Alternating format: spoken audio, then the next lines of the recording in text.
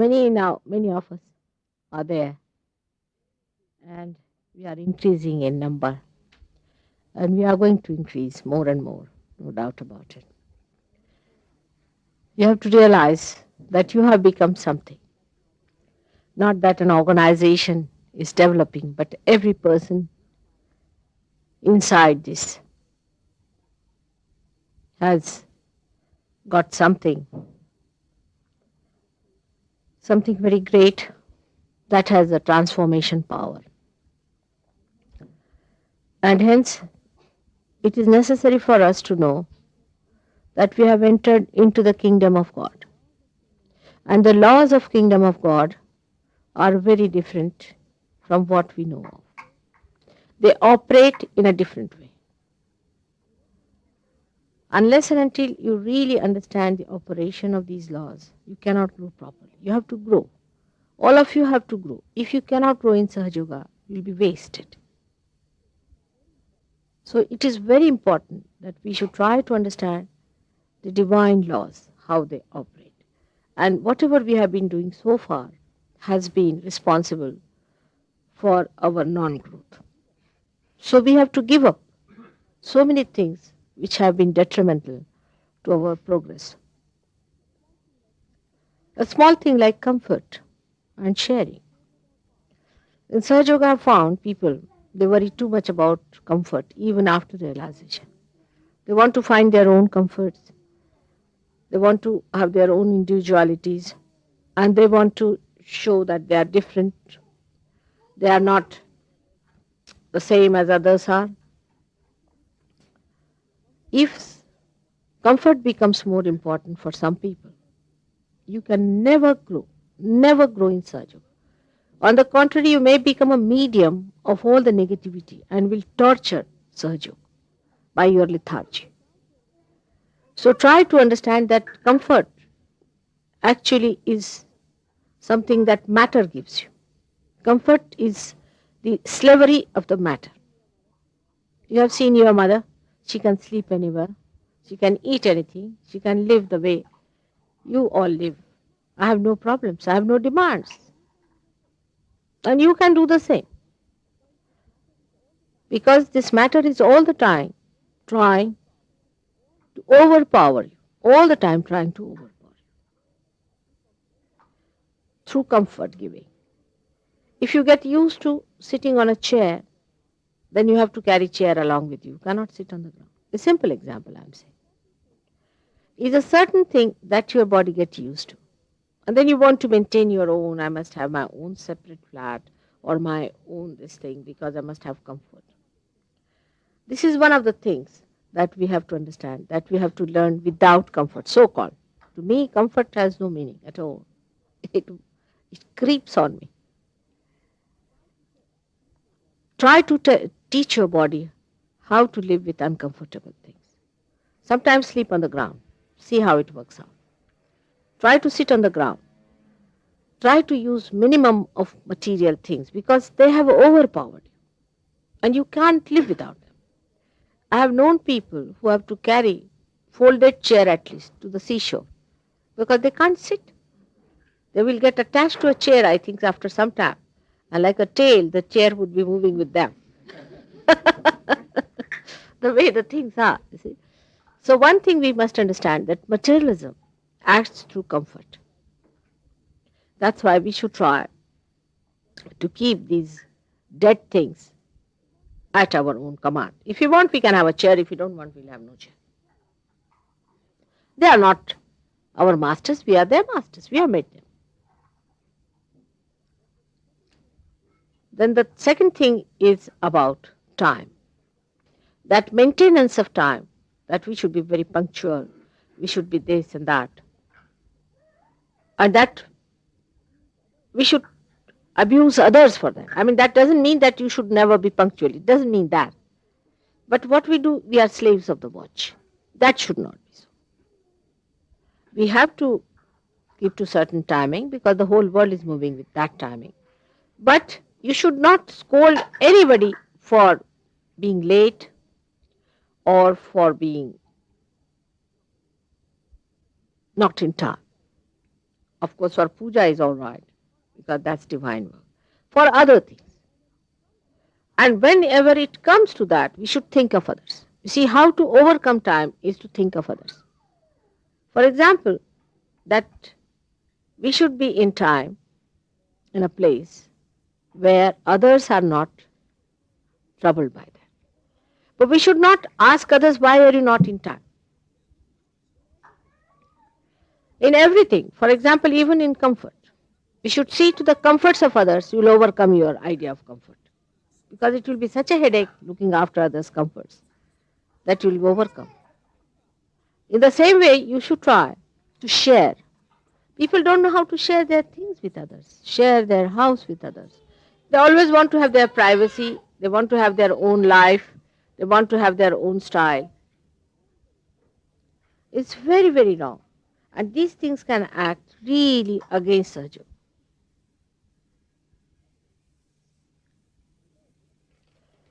Sharing, sharing everything that you have.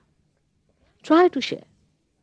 All such people who try to preserve themselves are not going to, they have to get lost. Completely lost. Because what you are preserving is nothing but your ego, your material being, your material things. It doesn't mean that you break all your things that you have. It does not mean that. But you preserve it for others. You decorate your house for others to enjoy. You create comfort for others and not for yourself. This is how, if you work it out, you'll be amazed. The joy will be maximum. And you'll really rise and you'll grow. Now, when we think of others, the joy is so much greater that it is surpassing all the other joys of comfort and possession. Possession is a headache, absolute headache. If you do not possess anything, you will be not depriving yourself of anything. You will never feel a feeling that I am deprived of this because you don't possess anything. You are the monarch of the whole world. Then how can anybody deprive anything out of you? Anything?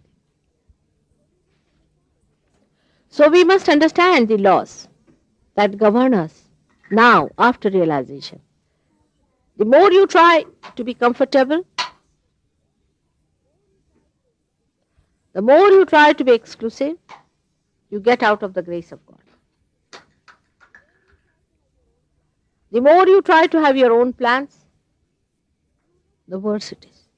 You have to act according to the plans of God Almighty. And then you will be blessed. You will be blessed so much, but you will not know how to use your blessings. It will be so much. But do not have anything exclusive to yourself. Your comfort, your material things, your time, whatever gives you feeling of your, mine, my, just get over it. For example, even the subtlest of subtle is my mother, my father, my brother, my sister, my children, mine. Who are the others? Everything is your own. Then you will realize the joy of collectivity. Now people talk of socialism, communism, this, that. It's all artificial. They can never enjoy that sharing because it is forced.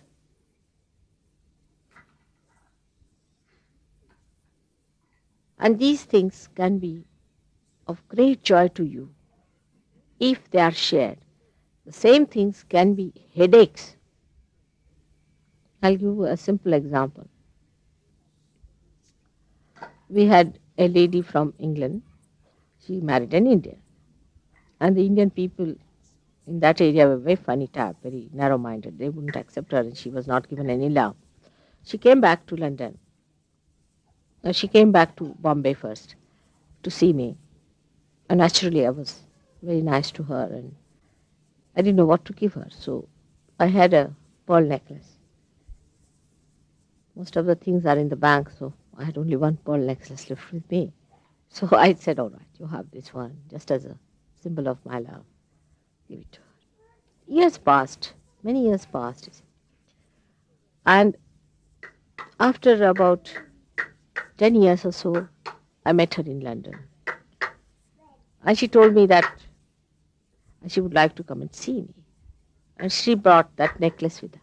She said that this has sustained me throughout, to believe that there is love.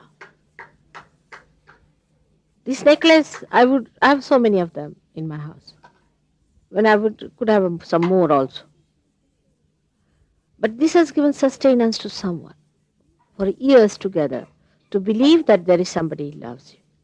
When that necklace is so precious to her, to me it was not so precious, it was a headache. The value of that is the subtle value of that material thing. It is beyond aesthetics, it is love, which is expressed through material thing. You know that whatever I touch vibrates.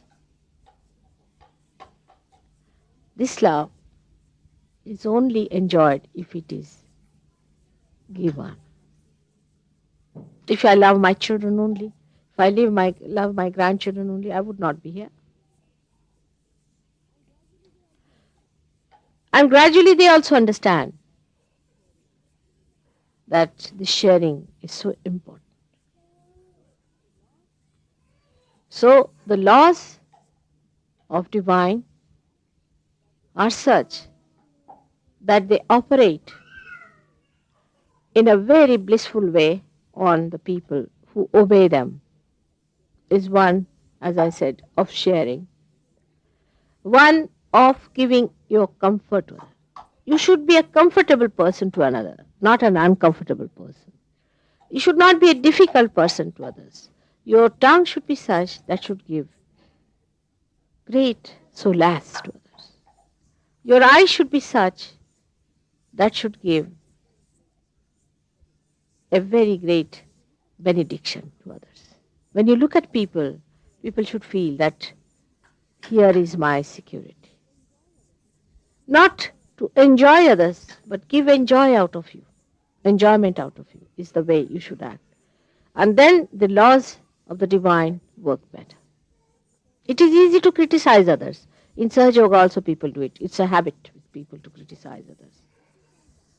But if you can love others, then the criticism won't be there. You won't see all these points.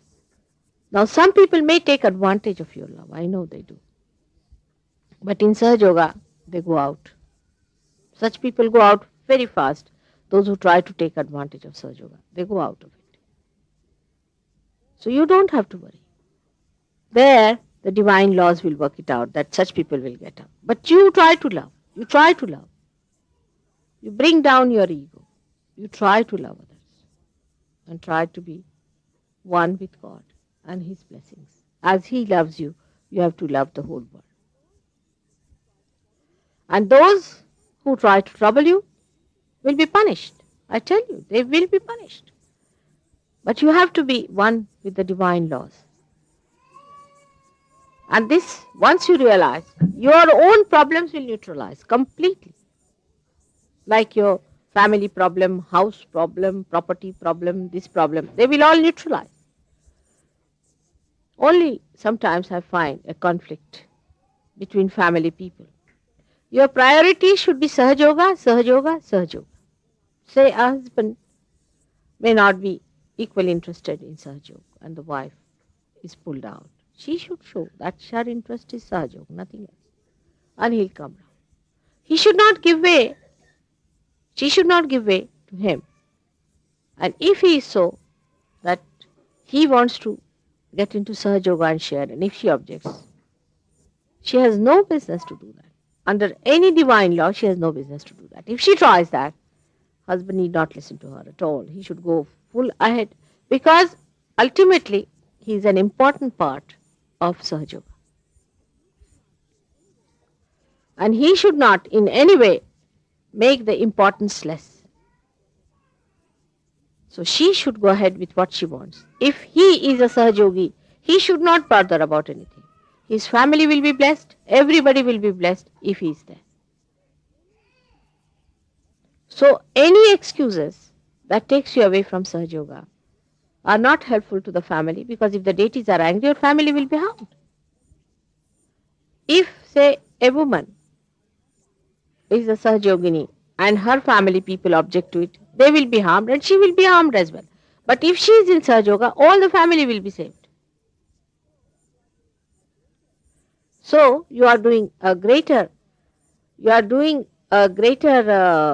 what you call, a greater service to your family by becoming a Sahajogi and a true Sahajogi and a dedicated and devoted Sahajogi. But no individualistic efforts, no individualistic attitude is helpful to me or to Sahaja. Is very detrimental. Under any name, under any banner, under any excuse. Try to find out ways and methods of becoming one with others. If you want to find out faults with others, there can be any. I mean, I should not be here. I can say that. But I should not be on this earth. I could have said that. But I see that spirit in you.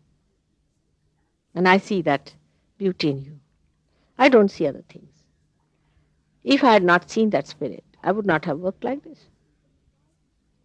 So all such people who try to take any on their own thing will land up into difficulties.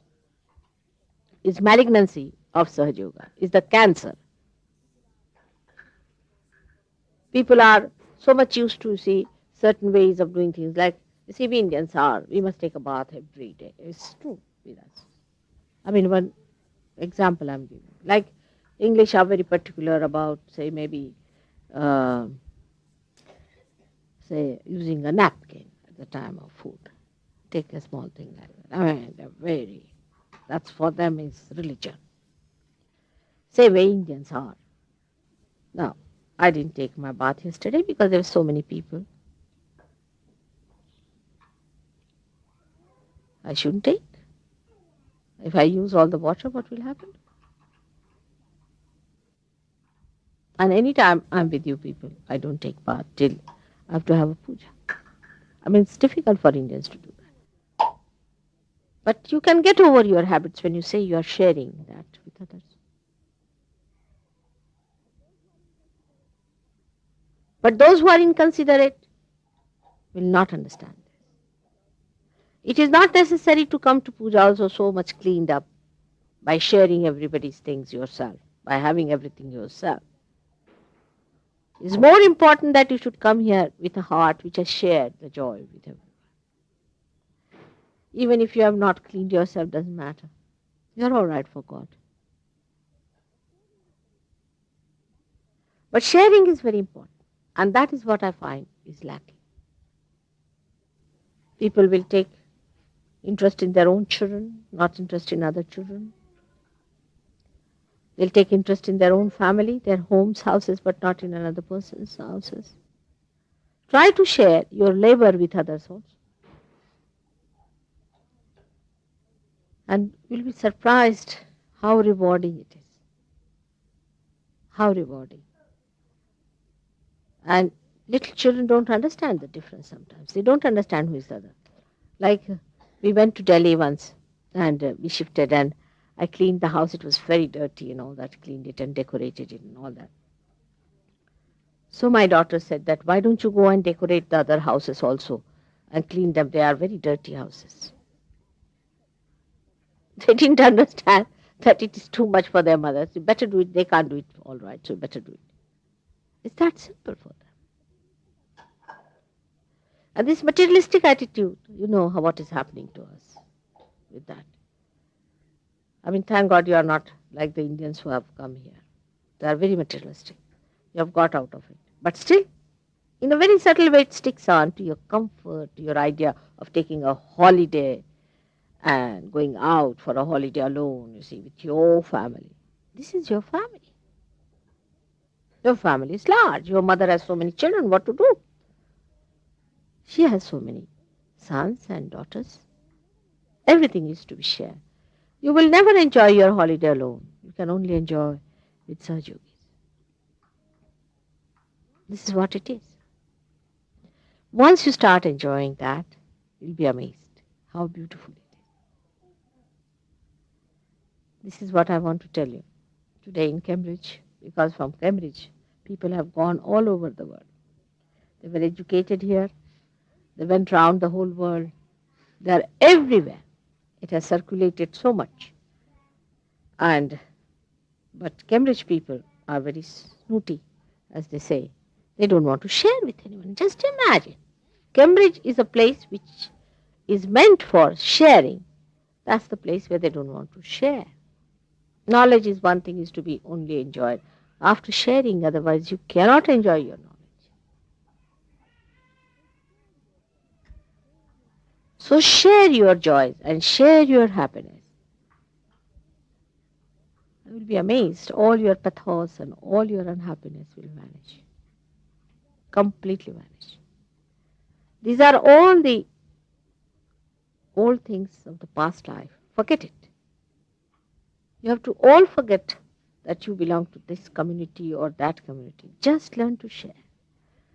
The highest thing, the highest material thing that is created in this world, even above flowers and everything, are human beings. Just share them. Just enjoy them. They are the best thing God has produced. Just enjoy them. This is what is necessary if you really want to obey the laws of God. Today, I hope with this puja, your heart will enlarge and that you will learn to share with that big heart. Just try to share your things, share your time, share your comforts, share every moment of your life with others. Think of good things of other people. You'll enjoy them. If you start thinking of the thorns instead of the roses, will you enjoy roses? If you have to enjoy the roses, you have to forget the thorns and enjoy the roses. Those who are wise are like that. But stupid can take the thorns and just go on pricking themselves and saying that, oh, there are thorns. The sign of wisdom is to enjoy the beauty of roses. They are the most beautiful things. They are all roses. I see you all roses here. And I forget the thorns. And a day will come, they will not need even the thorns because they'll be so powerful. And there should be no groupism of any kind, of intellectuals coming together, non-intellectuals coming together, alcoholics on one side. In Sahaja Yoga also, we have caste system. Just imagine. Then some Indians are separate, then English are separate, then Cambridge people are separate. There should be no separation. We are all one. We are all born through our sastara. We are a different community, a different thing. We cannot form into groups, cannot form into cults, cannot form into any caste. We are all twice born people. We are the people who are born again. We are different. We have lost all that. Everything is lost, you see. They say there's no caste for a sannyasi, for an ascetic, means the one who is a realized soul. There's no caste. Don't belong to any caste. Forget your problems of your country, of your nation, of your so-called your people. Forget it. You are different. And try to pull them up to that, where they also become one with the whole. The whole world has to unite like this. Give up your small, small differences and angularities. May God bless you all.